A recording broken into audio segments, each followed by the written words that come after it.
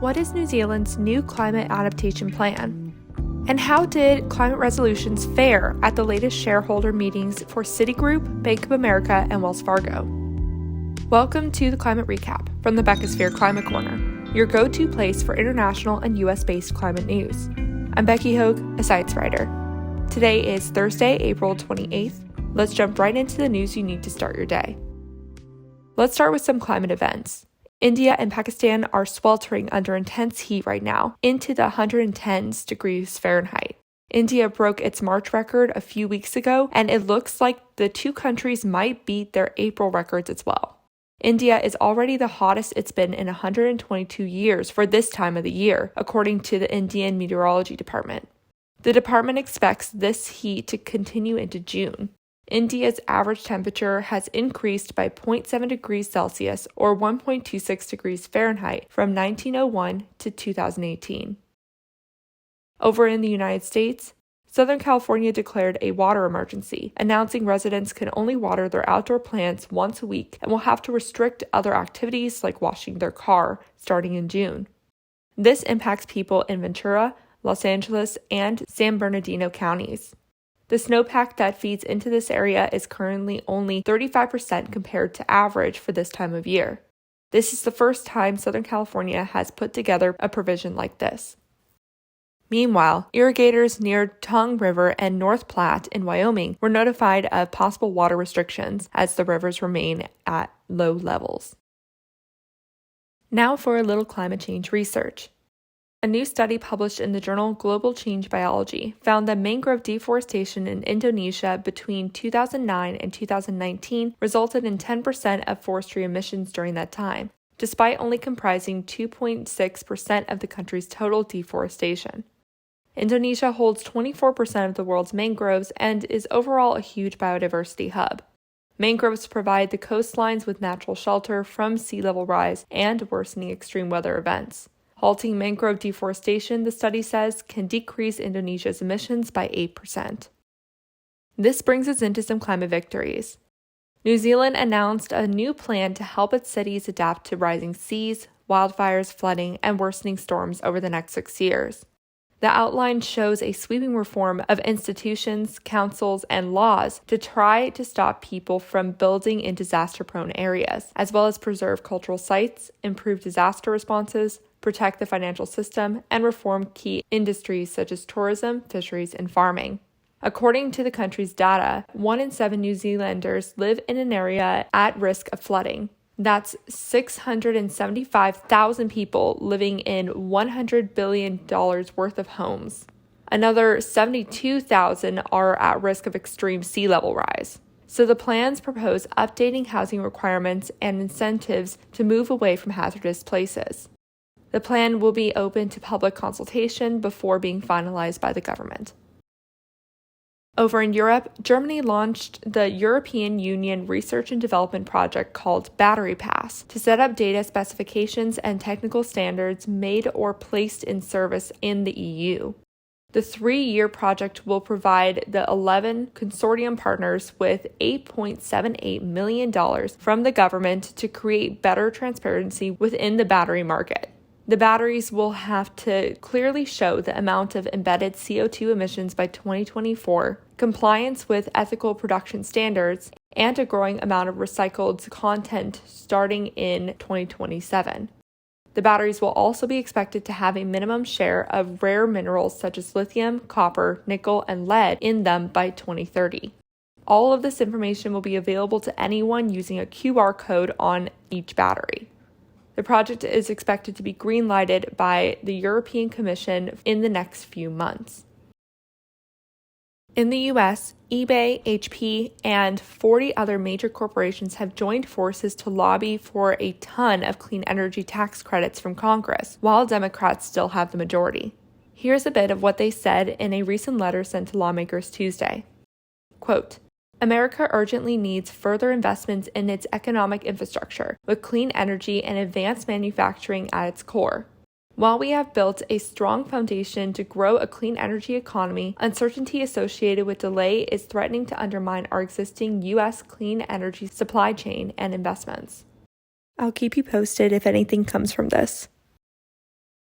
President Biden reinstated 2 federal rules that ban inefficient incandescent light bulbs in favor of compact LEDs.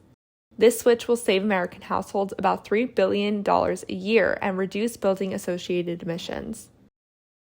Meanwhile, the Department of Energy just backed a $504 million green hydrogen production and storage facility in Utah, which will be the largest in the world once built.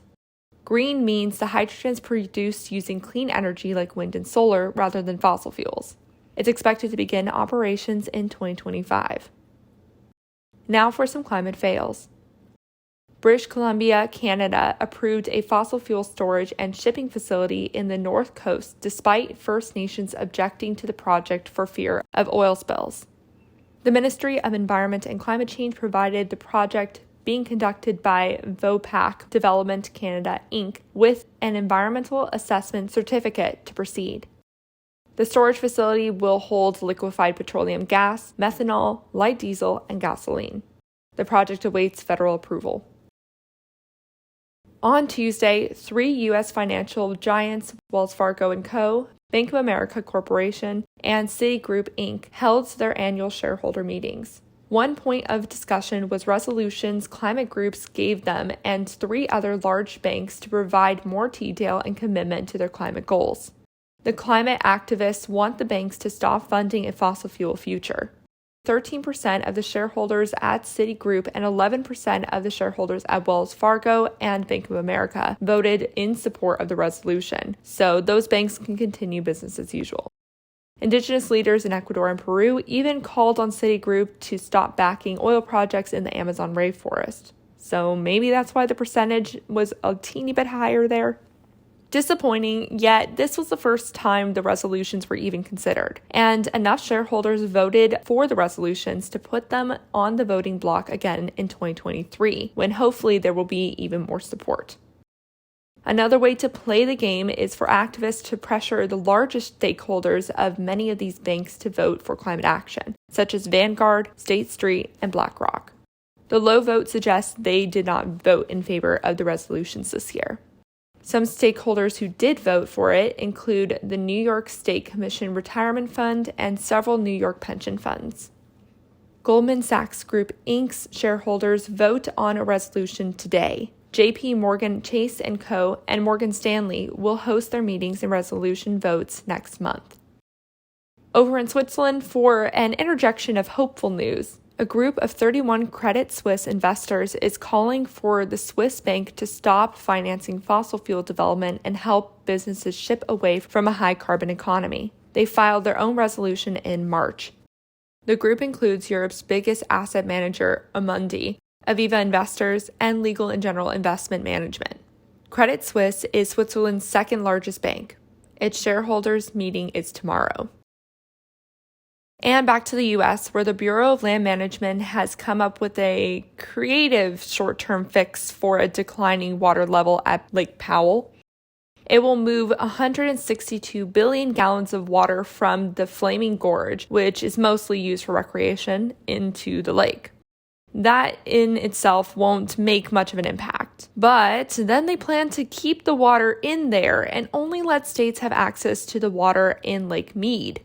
Normally, Lake Powell's water gets added to Lake Mead's water during the summer, so this means the water supply is still going to be very short. So why would states agree to this? Well, the Bureau promised to fudge the numbers to look like they did put water from Lake Powell into Lake Mead, so states won't have to issue a Tier 2B water shortage declaration. And communities that rely on Lake Powell for water and power will still have what they need. Clever, but not sustainable, as the drought doesn't appear to be going away anytime soon. Also, it would probably be beneficial for them to have that water shortage declaration.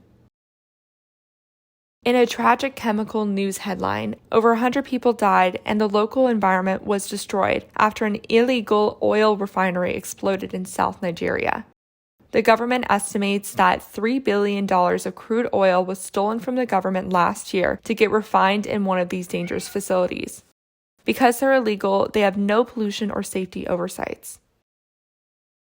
Let's end with some U.S. electric vehicle news.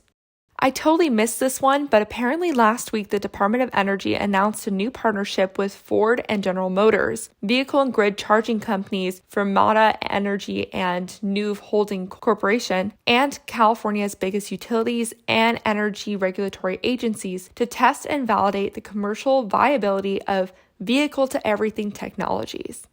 Vehicle-to-everything, or V2X, basically would make electric cars double as battery storage containers when they're plugged into the grid, hypothetically allowing for more grid flexibility and resiliency as we move towards clean energy sources. The effort includes commitments from electrician unions and contractors to train workers to install V2X systems and support from the DOE national labs to test out the technology. Electric vehicles have the opportunity to cut down U.S. transportation emissions by a lot, but it depends on which way our policies go.